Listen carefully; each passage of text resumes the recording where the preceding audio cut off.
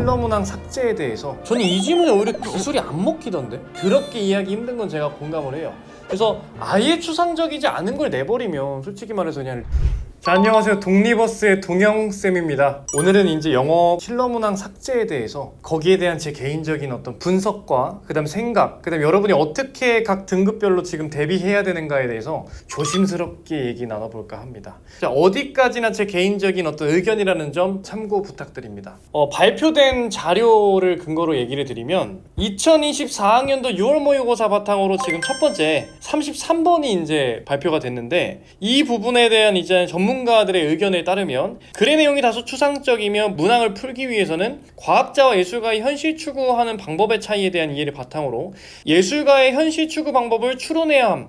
이 글만 보면 진짜 도저히 이 고등학생으로서는 할 수 없는 그런 것처럼 보이는데 막상 솔직히 이거 고등학생들 중에도 한 2등급 이상 학생들한테 물어봤을 때 어느 정도는 글을 이해할 수 있을 정도라고 저는 생각을 해요. 주관성이냐 객관성이냐의 구도로 가지고 접근하면서 막 못할 정도는 아니었다. 여기 지금 보니까 뭐 관계절 구문이 이제 어려워하는 게 뒤에 있고 빈칸에 포함한 문장도 다소 복잡하여 체감 난도가 높은 문항임.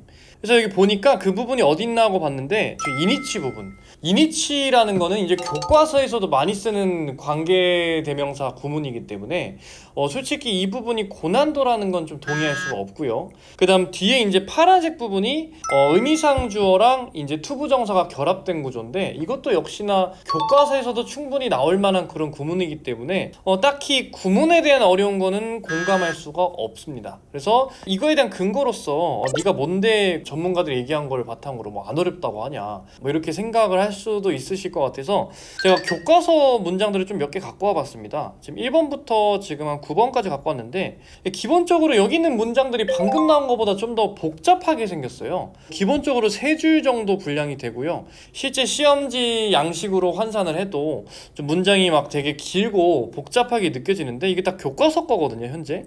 영어2, 뭐 이찬승, 능률, YBM 뭐 이런 것들을 바탕으로 지금 교과서도 문장이 쉽지가 않다. 이 정도 공교육에서 다루는 문장들에 비해서 막 그렇게 수준 높게 어렵게 나오진 않았던 것 같습니다. 34번 문제를 보시면 감각적 인식과 이성적 지식의 차이라는 생소한 서양 철학의 추상적 개념과 내용을 이해해야만 빈칸 추론이 가능하다. 이것도 이 글만 봤을 때는 굉장히 막 불가능할 것처럼 보이는데 이것도 저는 고마웠던 게 예시를 정말 이해되게 잘 쓴 글이라고 봅니다. For example부터 해서 멀리 있는 물체가 눈으로 보이긴 작아 보이는데 실제로는 작은 게 아니라 내 눈에만 작아 보이는 거지 과학적으로 접근했을 때는 실제로 작은 게 아니다. 이거는 예시를 통해서 충분히 추론이 가능하고 물론 이제 예시 앞까지 내용은 정말 추상적이고 일반적인 진술로만 구성되어 있기 때문에 더럽게 이해하기 힘든 건 제가 공감을 해요.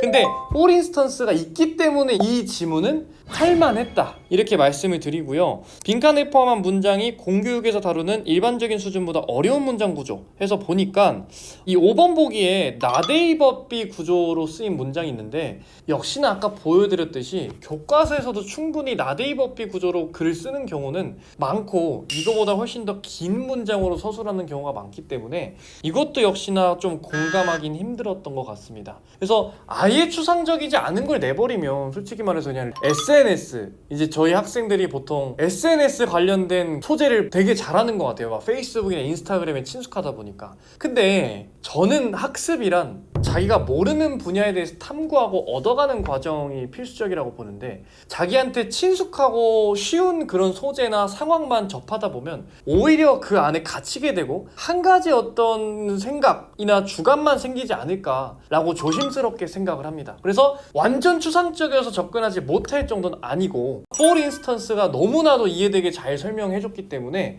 불가능할 정도는 아니었지 않았나 라고 생각이 되고요. 자, 지금 37번은 글의 순서 지문인데요.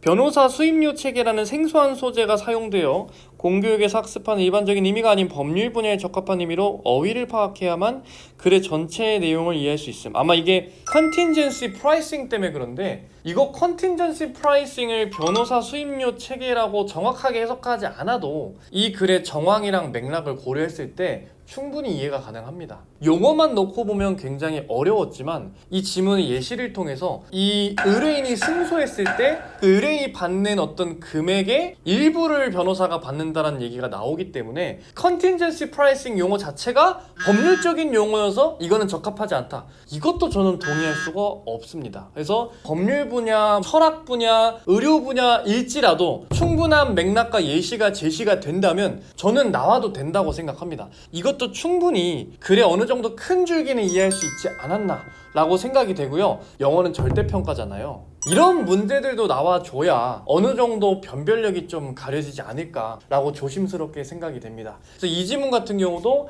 어렵기도 하고 빨리 풀긴 힘드나 어느 정도 시간 투자를 하고 차분하게 글을 읽어가면 전체적인 큰 줄기를 이해할 수 있고 그 바탕으로 좀 답을 도출할 수 있는 그런 지문이지 않았나 라고 생각이 됩니다.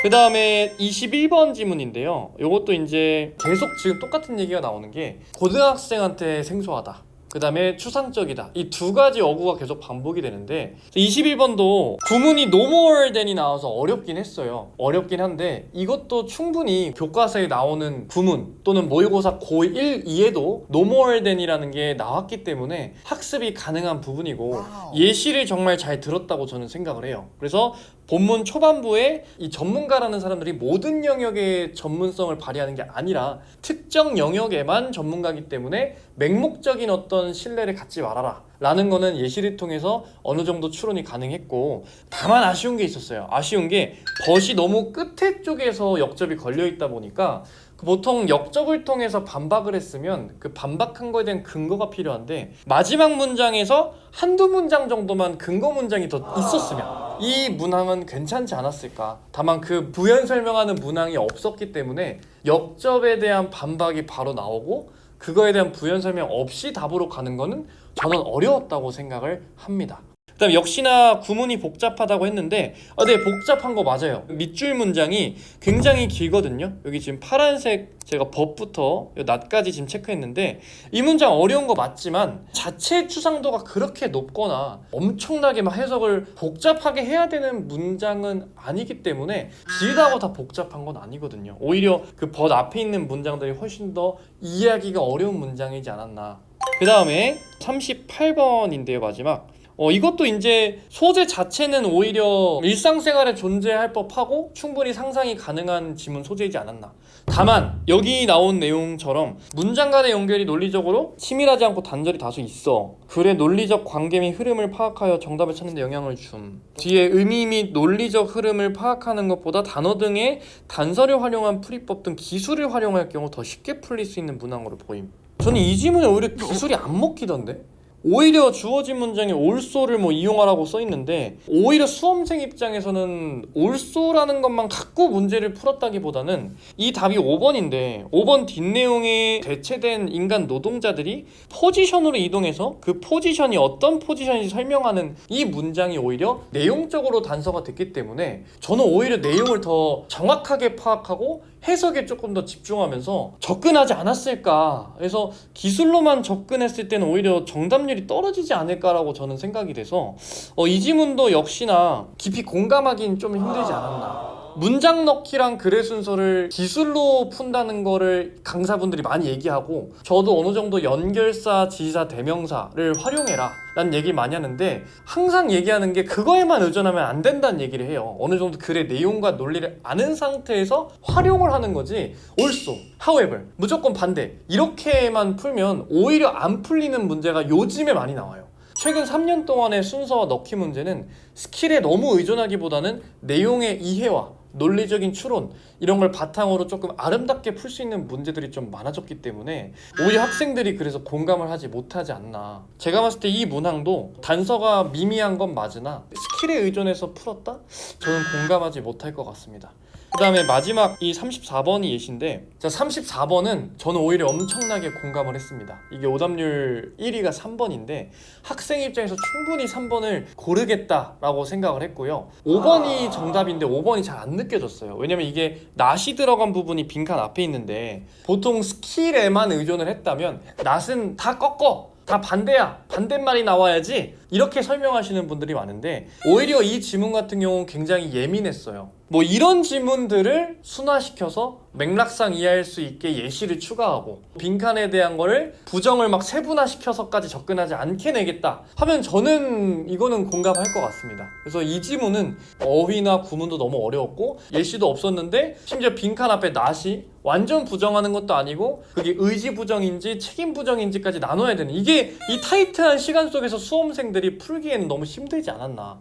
좀 이런 지문들은 저는 굉장히 좀 순화시켜서 내는 거에 대해서 동의합니다. 아까 앞서 말씀드렸듯이 충분한 예시와 상황 설명, 부연 설명이 많다면 그 매운맛이 조금 더 순화되게 느껴지고 지문을 이해하는 데 있어서 완성도가 높아지지 않을까라고 제 개인적으로 생각을 합니다. 그래서 이를 바탕으로 이제 정리를 해서 현재 1, 2등급 학생들은 어떻게 공부해야 되고 3등급 미만인 학생들은 어떻게 공부해야 되는지를 알려드리면 1, 2등급 학생들이 가장 지금 혼란이 많을 것 같아요. 왜냐면 자기가 이제까지 어려운 문제들 바탕으로 공부를 했고 실제로 그런 문제들 속에서도 불구하고 1, 2등급이 나왔고 근데 지금 뭐 사교육이랑 공교육 문제 거론하면서 없애겠다고 해버리니까 다만 이제 아예 이 그 출제진들이 추상도랑 구문의 난이도를 줄인다고 하더라도 1등급을 막 30%가 되도록 만들지 않을 거란 말이에요. 그래서 제가 조심스럽게 추측하기로는 요즘 수능에 있는 보기들이 약간 내신 느낌이 나도록 배치가 되는 경우가 많아요. 빈칸 같은 경우도 majority나 minority를 계속 교차해가면서 보기 배치를 해서 조금 혼동을 유발한다던가 어느 정도 내용을 세밀하게 이해하지 못하면 보기에서 매력적인 오답을 고르도록 배치한다던가 이런 식으로 아마 보기로 변별력을 가릴 수도 있지 않나